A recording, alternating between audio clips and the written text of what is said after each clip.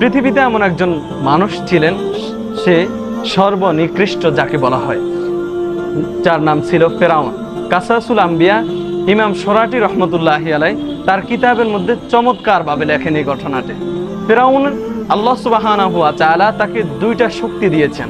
একটা হচ্ছে সে যদি বলতো বৃষ্টি আয়, সাথে সাথে বৃষ্টি শুরু হয়ে যেত। সে যদি বলতো নীল নদের পানি আয়, সাথে সাথে নীল নদের পানি চলে আসতো। একদিন নীল নদের পানি শুকিয়ে গিয়েছে। হঠাৎ করে তার প্রজারা আসলো, আসার পরে তাকে বলল, হে আমাদের খোদা, আমাদের প্রভু, নীল নদের পানি নাই, সারা গ্রাম রোদে সব কিছু শুকিয়ে গিয়েছে, পানি নাই, আমরা পানি চাই। ফেরাউন তখন চিন্তায় পড়ে গেলেন। পড়ার পরে তার সৈন্য বাহিনীদেরকে বললেন, 5000 সৈন্য রেডি করো তোমরা।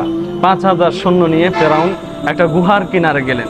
যাওয়ার পরে 5000 সৈন্যকে গুহার দুই পাশে বললেন, এই গুহার ভিতরে যেন একটা পিঁপড়াও না ঢুকতে পারে।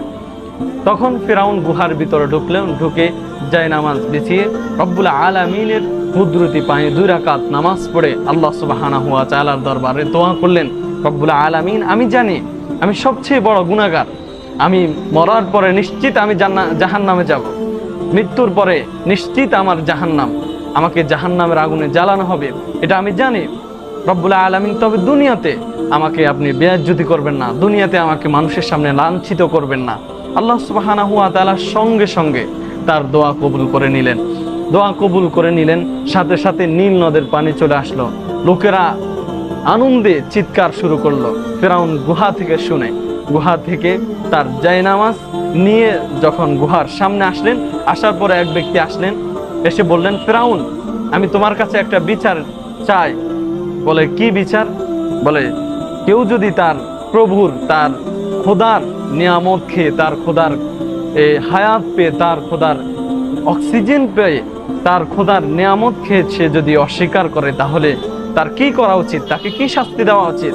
ফেরাউন বলল, তাকে নীল নদের পানিতে চুবিয়ে মারা উচিত।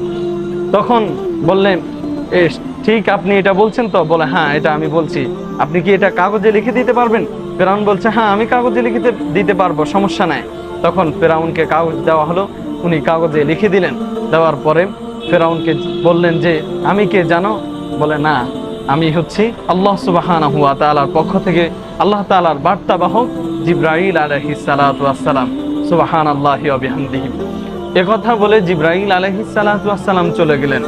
আল্লাহ সুবহানাহু ওয়া তাআলা এই ঘটনার মাধ্যমে আমাদেরকে জানিয়ে দিতে চান যে আমি যত বড়ই গুনাহগার হই, যত বড়ই নাফরমান হই, যত বড় আমি অপরাধ করি না কেন,